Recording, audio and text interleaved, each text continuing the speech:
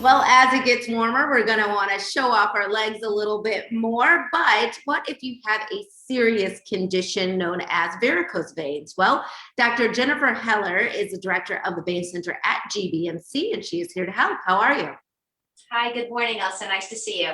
Good. I'm glad to have you here. So let's just start out with the basics. Lots of people are very sensitive about their legs, but varicose veins are it's very serious business. Can you just explain what they are to begin with? Sure. There are two kinds of tubes that carry blood in the body, the arteries and the veins. The arteries bring blood from your heart down to your legs, and the veins have the more difficult job of bringing blood back up to your heart and lungs against gravity. And the way that that occurs are with little structures inside the veins called valves. The valves work to push the blood back up and then also to act as a trap door so the blood doesn't fall back down into your legs. And when those valves don't work properly, varicose veins can occur. Got it. So what are the risk factors of that? There are many risk factors for development of varicose veins or venous insufficiency, and that term sounds very complex, but again, venous insufficiency just has to do with the vein valves, like we just talked about, not working properly. Got it. There is a genetic component to developing varicose veins. So if you know of your mother or your grandfather who have had them, you likely are at greater risk. As we age, we are more prone to develop varicose veins. Females are more likely to be afflicted with varicose veins, and that has to do with hormonal changes, and also women who have had multiple pregnancies are at a higher risk for developing varicose veins in the future. Got it. Okay, so what can cause the blood clot? When the vein blood stays within that area, that bulging varicosity or that larger area that sometimes we can see on our legs or feel, the more blood stays in one place, it can cause the blood to congeal or to clot, and that can cause a superficial, what we call thrombophlebitis. But certainly over time, if that stays without being addressed, that superficial blood clot can eventually, almost like a domino effect, travel into the deep veins and cause a DVT. So of course we want to treat that. What are some of the treatment options that are available to patients?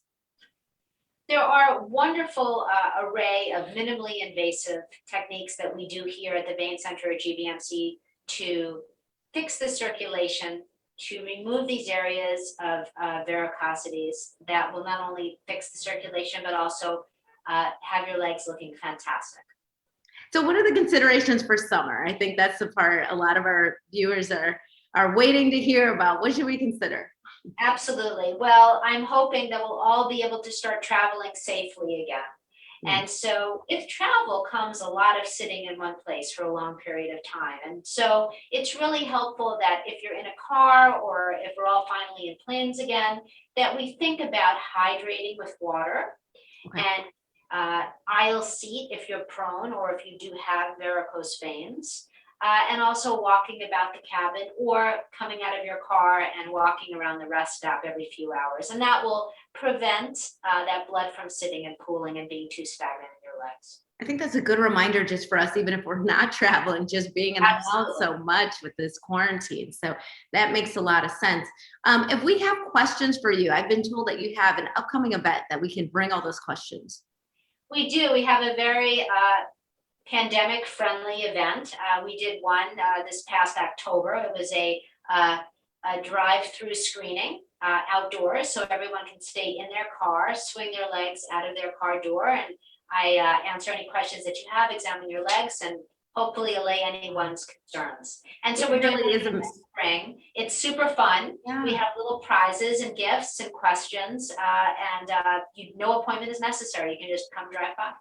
It really is amazing just how creative we've gotten with making sure that people are taking care of their health, even if it means that you're going outside, meeting people in the car. It really shows how much GBMC is dedicated to helping their patients. So this is happening Friday, April 9th from 9 a.m. to noon. No appointment is necessary. You just want to call 443-849-6123 if you want to get some more information. But again, no appointment is necessary. Dr. Jennifer Heller, thank you so much for being with us. Really appreciate it. And we'll be right back with more Midday Maryland right after this. Stay tuned.